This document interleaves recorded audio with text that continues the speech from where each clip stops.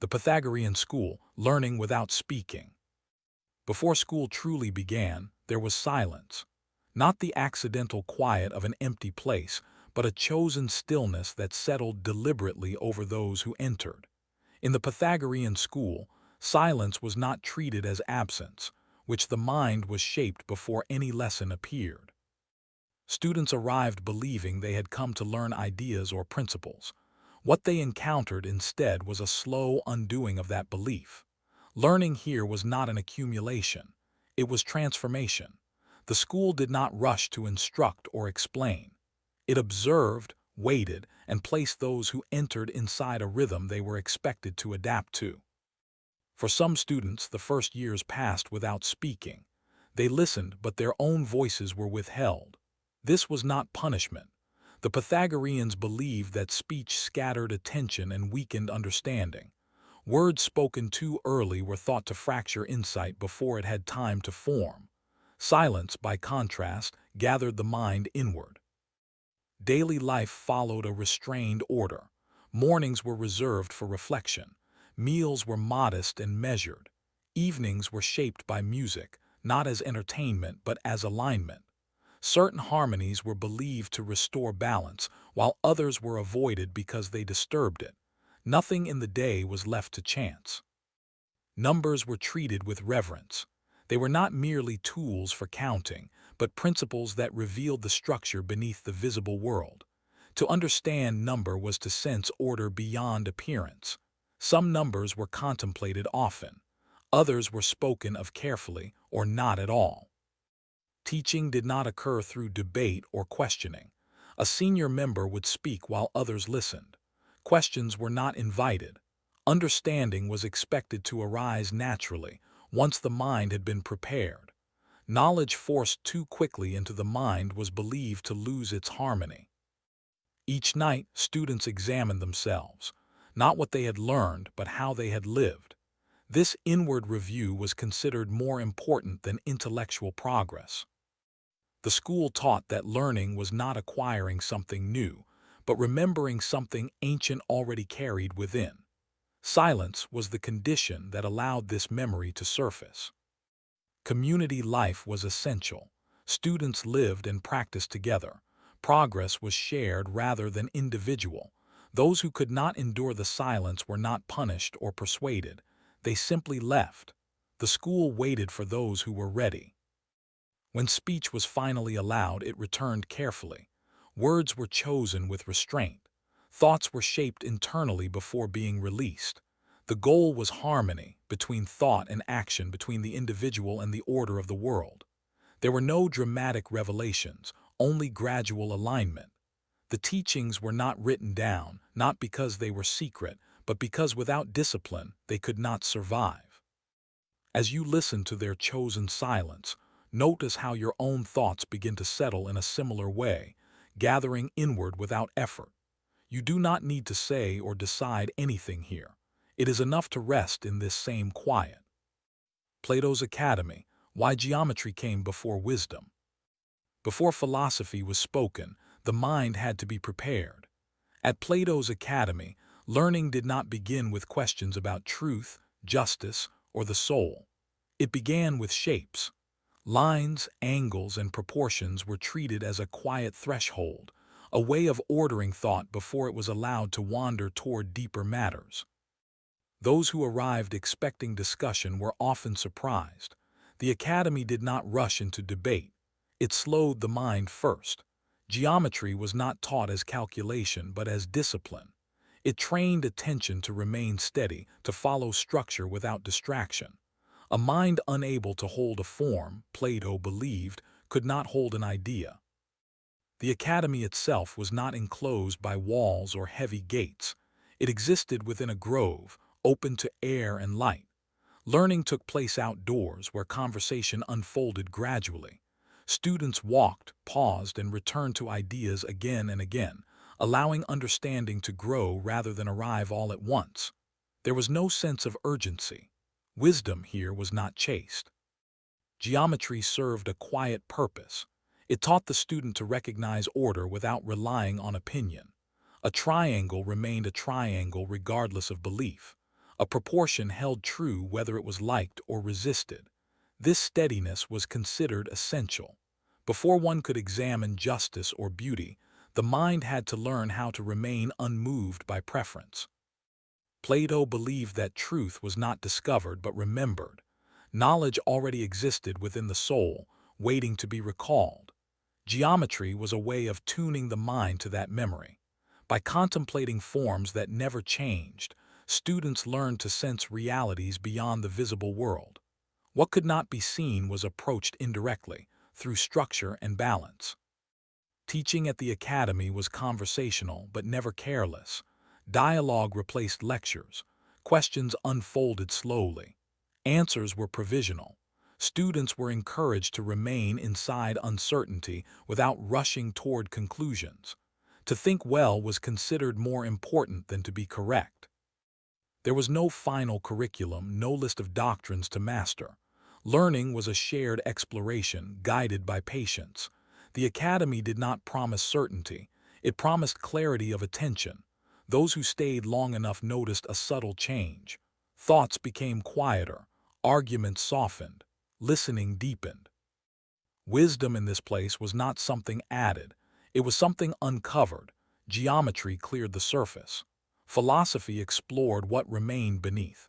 When students eventually left the academy, they carried no fixed answers with them. They carried a trained way of seeing. Plato believed this was enough. As their minds follow simple shapes, your own attention can trace an easy line from one breath to the next. Nothing needs to be solved tonight. You are only staying with what is gentle and clear. Aristotle's Lyceum, thinking while walking. At the Lyceum, learning did not unfold in stillness.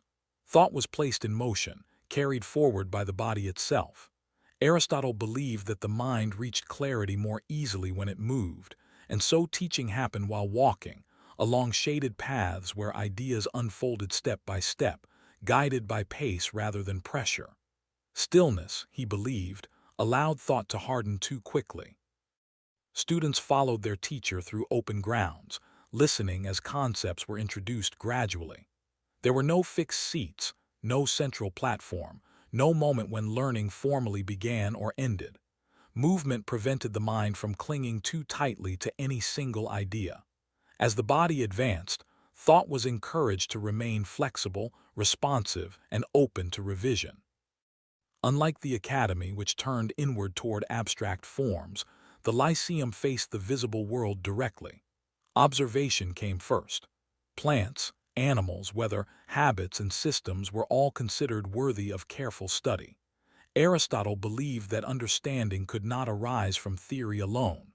One had to look, patiently and repeatedly, before asking why something existed. Walking shaped the tone of learning. It softened disagreement and discouraged confrontation. Questions arose naturally, without urgency. Answers were tested against experience rather than opinion. Students learned to notice patterns without rushing toward conclusions. Thought became something practiced over time, not something declared all at once. The Lyceum valued order but not rigidity. Knowledge was organized slowly, as though the world itself were being gently arranged. Lists were created, categories formed, distinctions clarified. This was not done to control nature, but to understand its structure. Each observation was treated as one piece of a much larger pattern.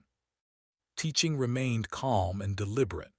Aristotle spoke steadily, without drama or provocation. Ideas were built patiently, one upon another, allowing the mind to remain balanced.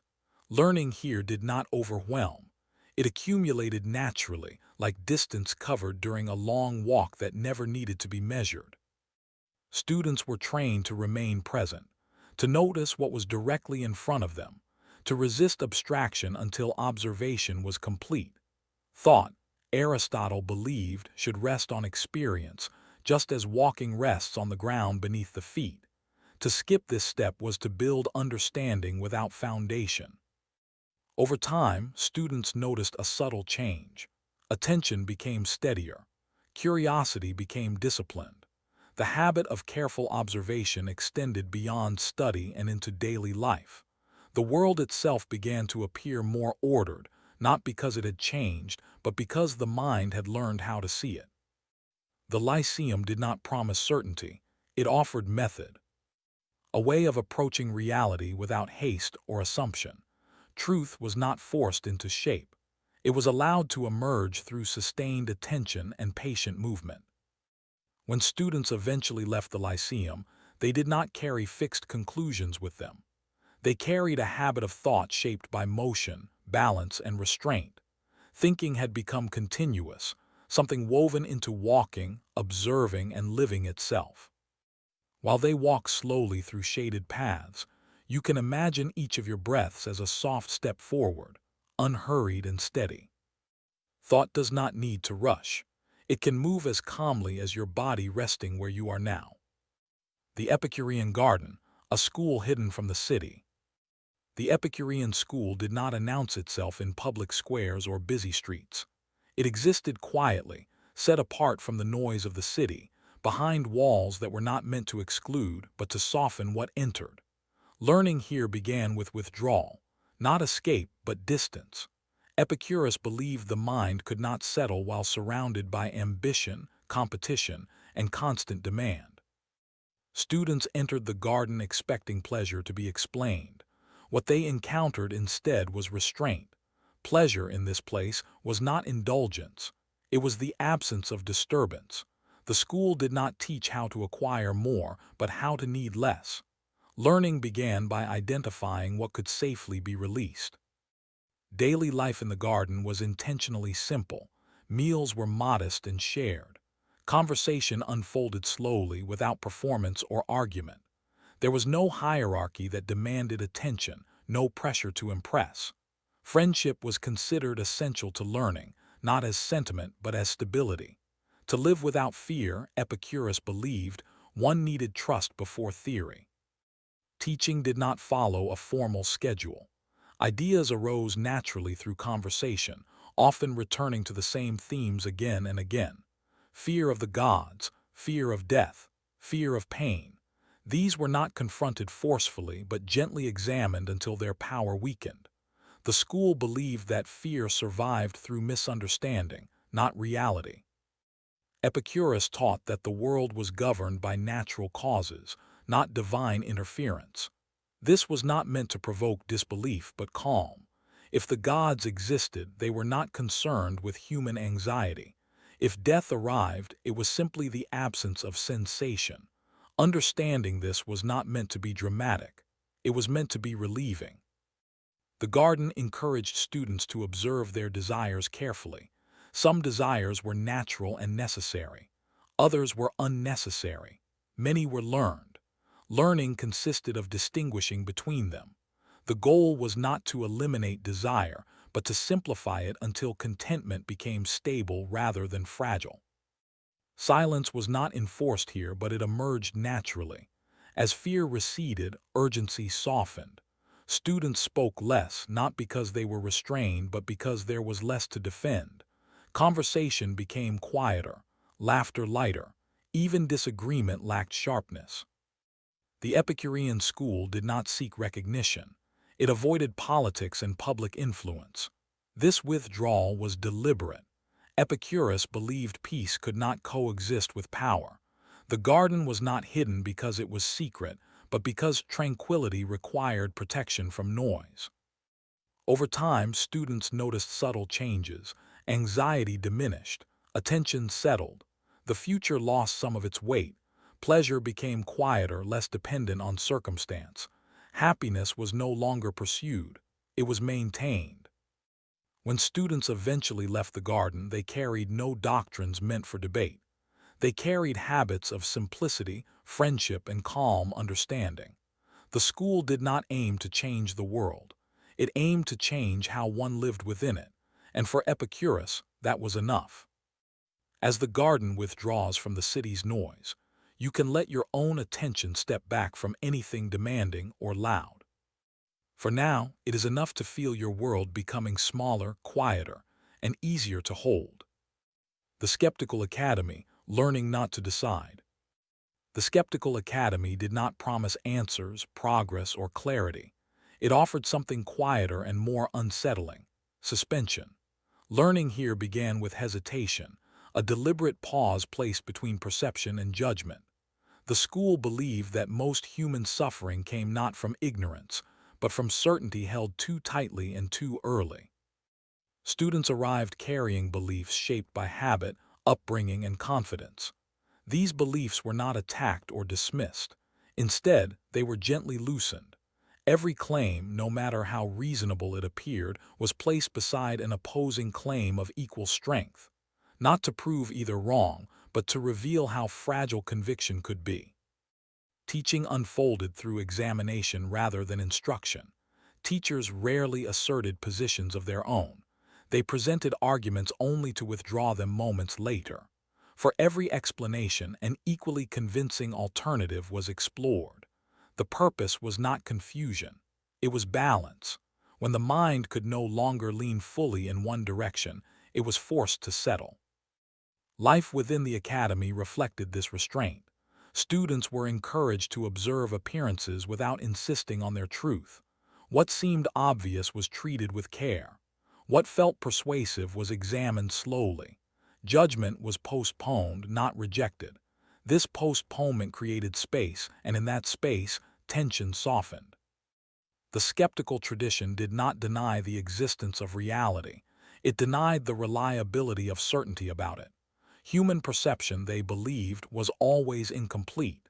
The senses could mislead. Reason could distort. Memory could reshape what it carried. To acknowledge this was not failure. It was humility. Daily discussions returned repeatedly to the same unresolved questions. What can truly be known? What deserves trust? Is peace found in answers or in releasing the need for them? These questions were never resolved because resolution was not the goal. The exercise itself was the teaching. Students were trained to notice the effects of belief on the body, how certainty tightened the chest, how argument sharpened the breath, how doubt, when accepted, brought a subtle release. Over time, many discovered that withholding judgment reduced inner conflict. The world became less demanding when it no longer required constant interpretation. Silence emerged naturally in this environment. When one stops insisting on conclusions, there is less urgency to speak. Conversation became slower, less defensive. Agreement and disagreement lost their sharpness. Observation replaced assertion. Listening deepened. The skeptical academy taught that tranquility did not arise from discovering truth, but from loosening attachment to claims of truth. This was not an act of withdrawal, but of restraint. The practice required patience. It could not be rushed or forced. When students eventually departed, they carried no doctrines, no systems to defend. They carried a habit of pause, the ability to remain calm amid uncertainty. As their judgments loosen, you also do not have to decide what any thought means tonight. You can let each idea pass through like a cloud, without chasing or resisting it. The Neoplatonic School, the ascent of the soul. The Neoplatonic School did not begin with argument or instruction. It began with orientation. Students were taught to turn inward, away from the surface of things, toward a deeper source that could not be seen or named directly. Learning here was not about adding ideas to the mind, but about remembering a higher origin the soul had slowly forgotten. Those who entered were told that reality existed in layers. What appeared solid and immediate was only the lowest level. Above it existed subtler orders of being, each more unified, more simple, and more complete than the last. At the highest point was the one, beyond form, beyond language, beyond thought. The goal of learning was not to define it, but to move toward it. Teaching was quiet and deliberate. Lessons unfolded slowly, often returning to the same themes from different angles. Students were warned that language could only point, never capture. Concepts were treated as guides rather than conclusions. The mind was trained to loosen its dependence on images and words, which were believed to belong to lower levels of understanding. Daily practice emphasized inward attention. External distractions were reduced as much as possible. Reflection replaced debate. Silence was valued not as absence but as alignment. The Neoplatonists believed that noise, both external and internal, pulled the soul downward, away from its source. The ascent of the soul was not imagined as sudden or dramatic. It was gradual. Each step required refinement. Attachment to the body softened. Attachment to emotion loosened. Even attachment to intellect was eventually questioned. Thought itself was seen as a stage to be transcended, not a final destination. Students were encouraged to observe how the soul scattered itself across desires, fears, and ambitions. Learning consisted of gathering it back. Unity was the aim. When the soul became simple, it could recognize what was already whole. This recognition was not intellectual. It was experiential, brief, and impossible to fully describe. The school did not reject the world, but it did not cling to it either. Material life was treated as a shadow of higher reality. To mistake the shadow for the source was considered the root of suffering. Education, therefore, was a process of reorientation rather than escape. Moments of insight were rare and unpredictable. They could not be summoned by effort alone. Students were taught patience. Preparation mattered more than outcome. The ascent was something that happened through readiness, not force. Over time, those who remained noticed a subtle shift. Attention became steadier. Desire softened. Fear lost its urgency. The sense of separation between self and world thinned. Life felt less fragmented, less urgent to control. When students eventually left the Neoplatonic school, they carried no proofs, no arguments meant to persuade others. They carried a direction, an inward orientation toward unity. The belief that beneath all division and motion, there existed a source that was still, whole, and quietly present. As they turn inward toward a quieter source, you can feel your own awareness drawing gently toward the center of your body. There is nowhere to reach. You are only noticing a stillness that is already here. The Stoic Stoa, training the mind against fortune. The Stoic school did not promise comfort. It promised steadiness. Learning here began with an acceptance that life would not arrange itself gently. Fortune would shift without warning. Loss, illness, and uncertainty were not accidents to be avoided, but conditions to be understood.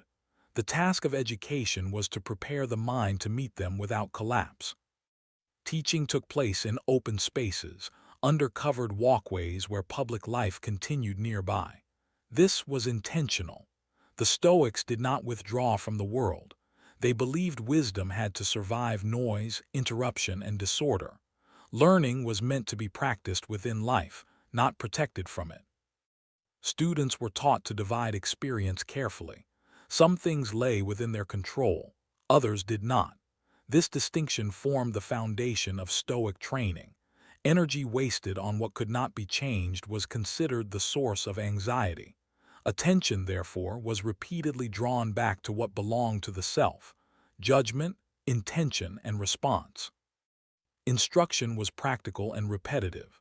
Ideas were returned to again and again until they became habits rather than concepts. Students practiced imagining loss, not to invite suffering but to weaken its power. By facing misfortune in thought, they reduced its force in reality. What was anticipated no longer shocked. Emotion was not rejected but examined. The Stoics believed feelings followed judgments. Change the judgment and the emotion would shift with it. Anger, fear, and despair were treated as signals of mistaken belief rather than personal failure. Learning meant correcting perception, not suppressing response. Daily life became part of training. Small inconveniences were used deliberately. Comfort was reduced. Praise was ignored. Insult was observed rather than resisted. These exercises were not meant to harden the student but to free them. The goal was inner independence, not endurance for its own sake. The Stoic teacher did not position themselves above others. They spoke plainly, without ornament. Wisdom was not hidden or mystical. It was direct and repeatable. Anyone willing to practice restraint and clarity could participate. Over time, students noticed a shift. Events lost some of their emotional charge. Success felt lighter. Failure felt less personal. The world did not change, but the relationship to it did. Stability replaced reactivity. Calm became available even amid disruption.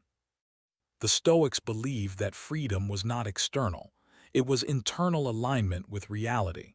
To want what happens, rather than demand what cannot be secured. This was not resignation, but cooperation with the order of things.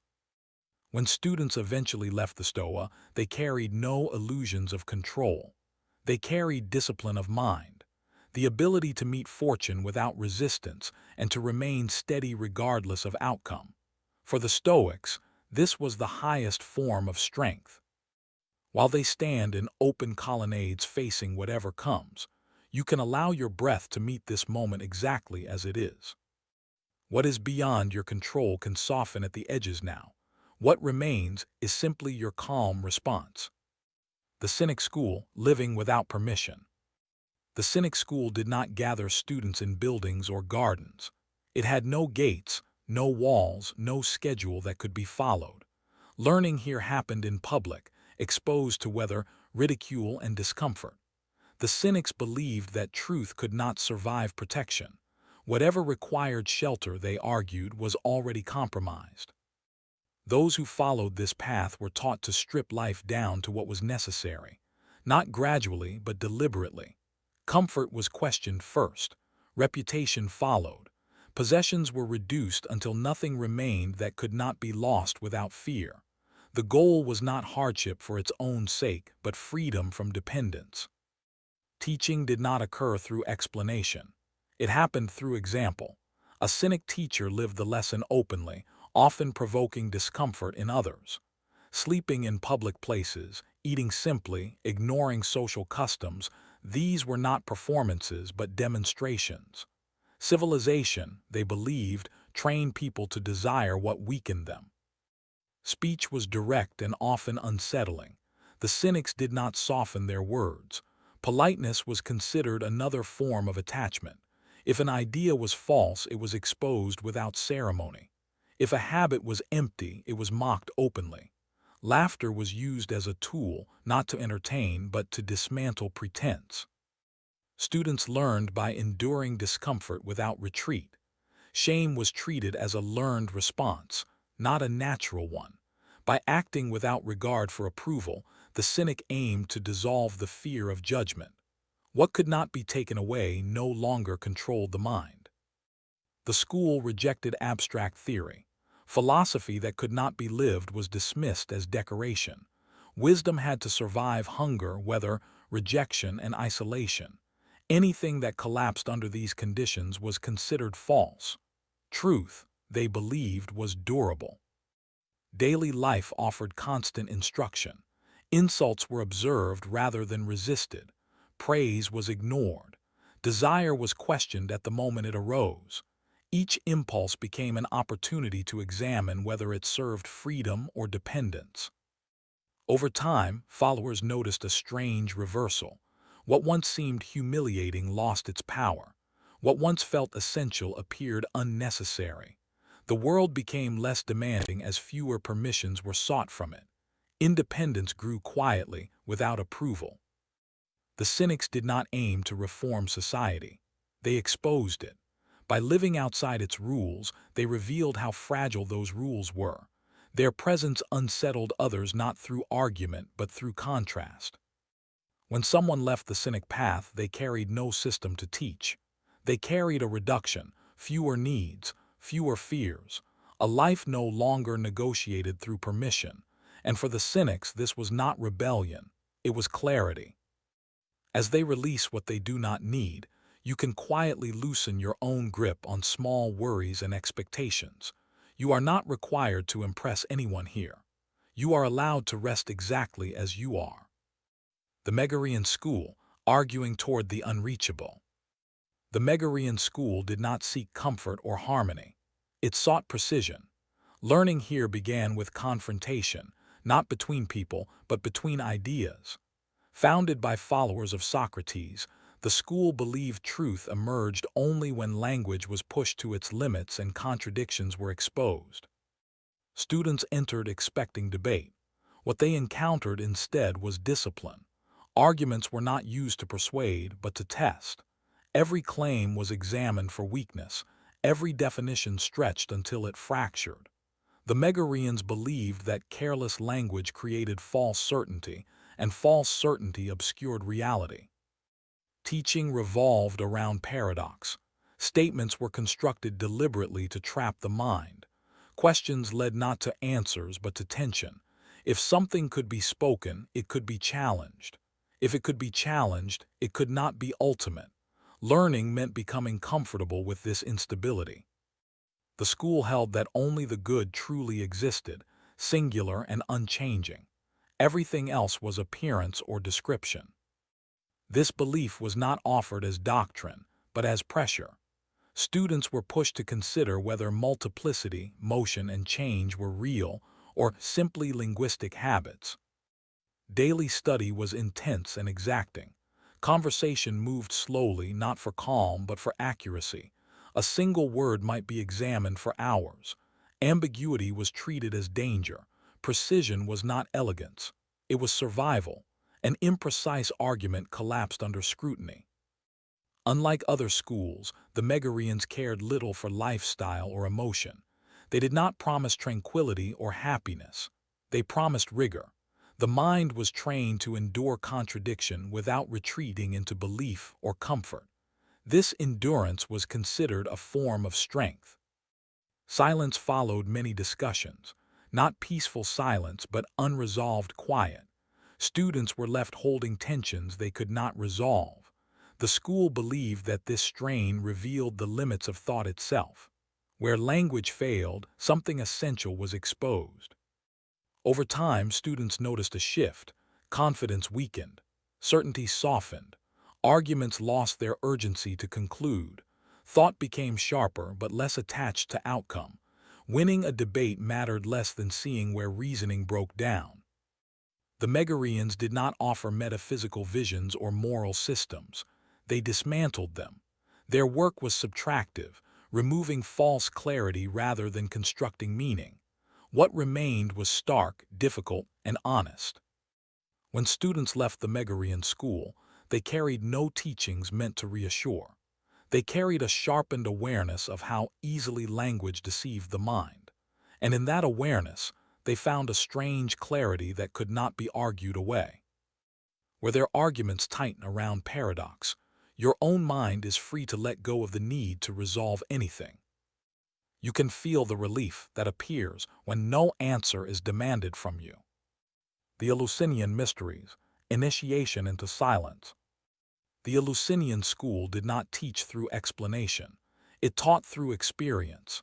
Those who entered were not given doctrines to memorize or arguments to examine. They were guided instead toward an initiation that could not be spoken of directly. Learning here began with preparation, not information.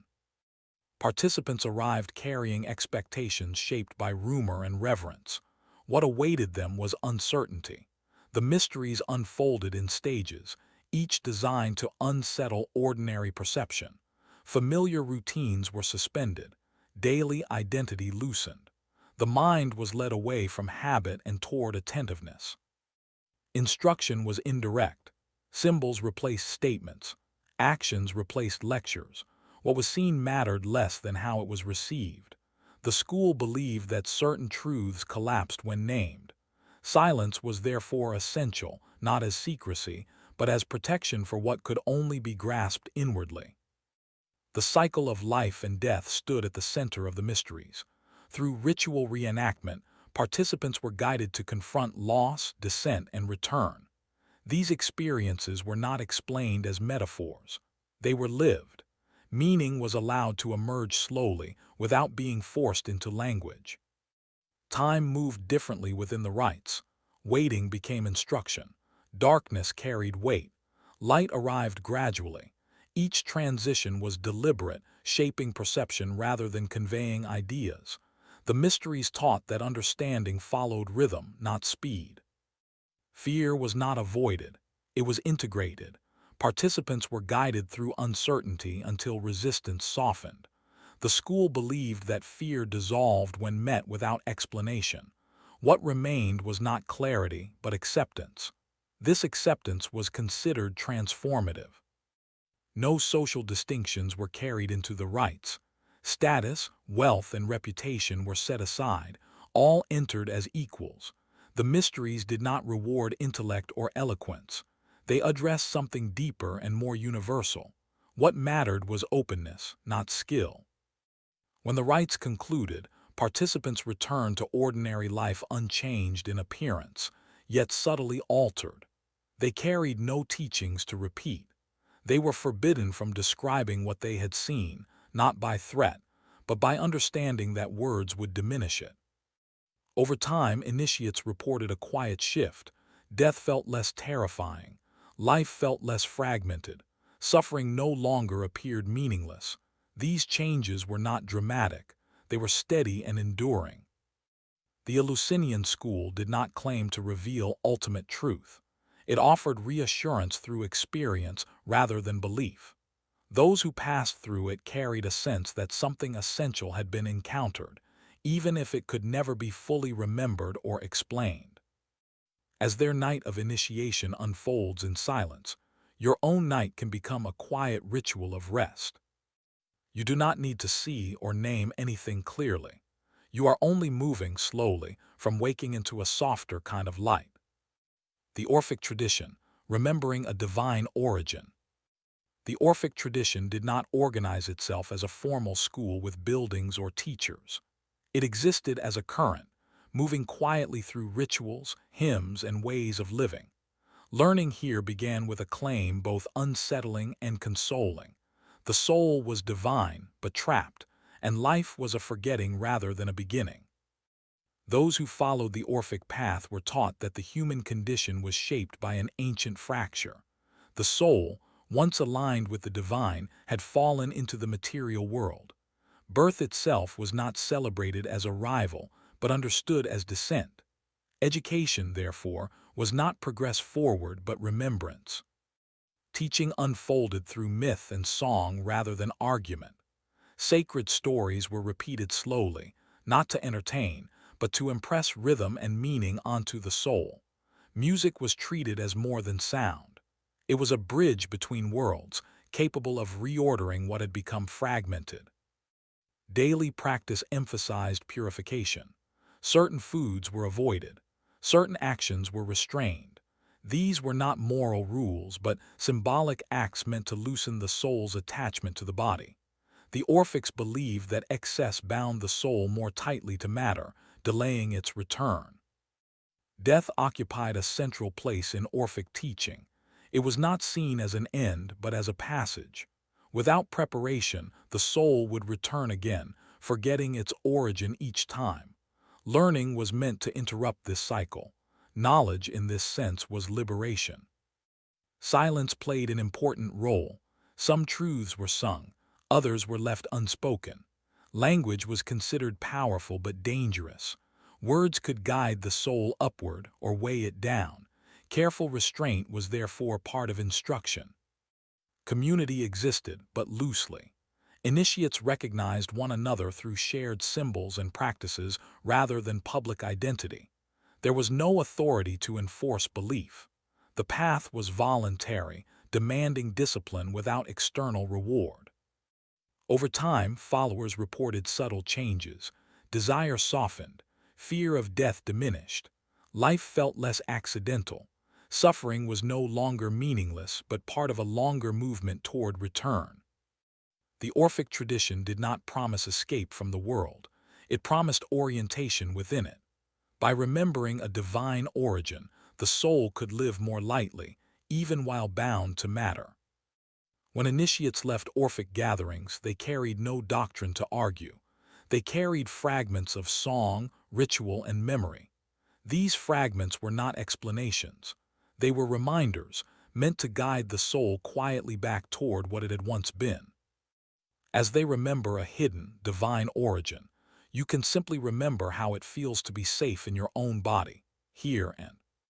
With each breath, Your sense of weight and warmth returns more fully, as if you were being gently gathered back to yourself. The Sophist Schools, teaching the power of appearance. The Sophist schools did not begin with truth.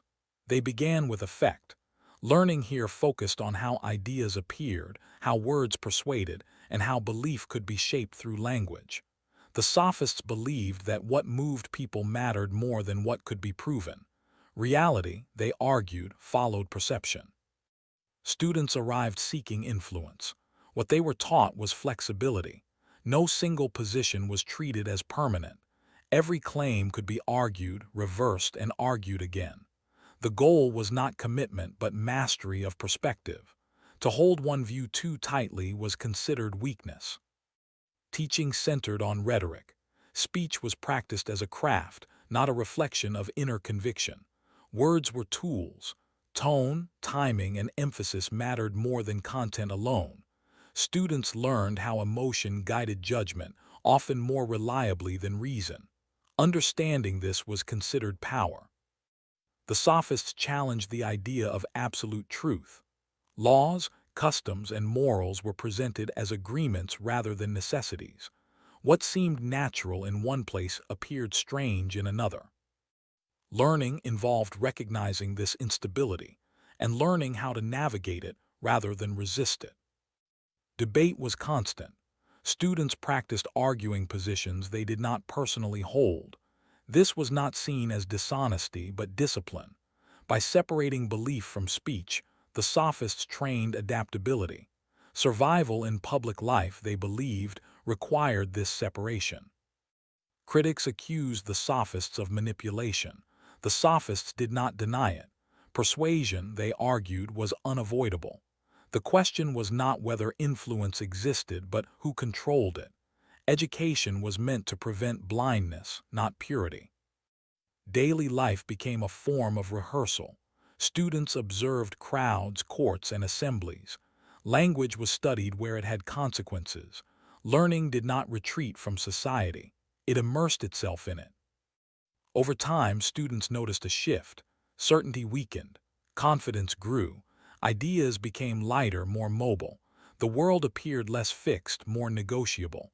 This unsettled some and empowered others.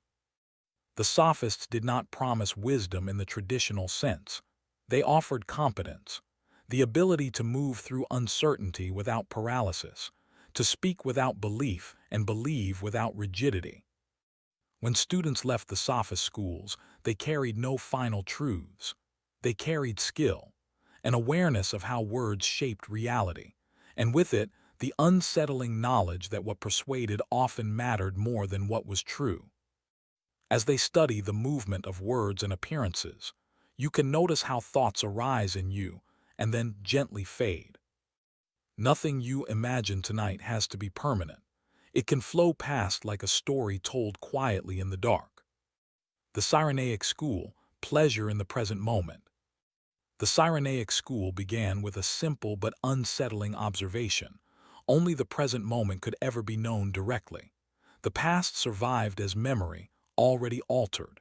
The future existed only as expectation. Learning, therefore, turned away from distant ideals and focused on what was immediately felt, here and now.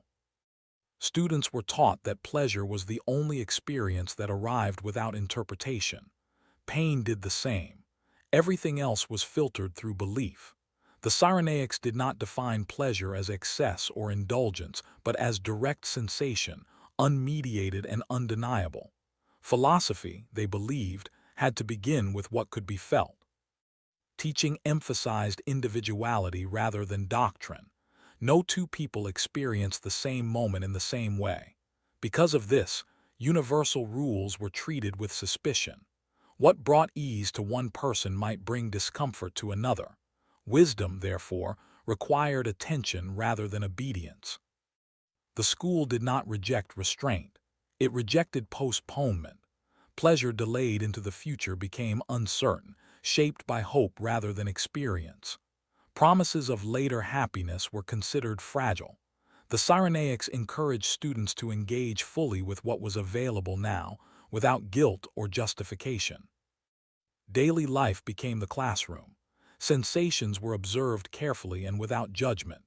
Taste, sound, warmth, movement, and rest were treated as information. The mind was trained to remain present rather than drift into regret or anticipation. Distraction was considered the greatest loss. Emotion was not moralized. Enjoyment was not praised. Suffering was not condemned. Both were acknowledged as experiences passing through awareness. The goal was not endless pleasure but clarity, to recognize pleasure when it appeared and to meet pain without adding fear to it. Critics accused the Cyrenaics of selfishness. The school responded quietly. Pleasure was personal but not hostile. Friendship, conversation, and intimacy were valued because they occurred in the present, not because they fulfilled moral ideals.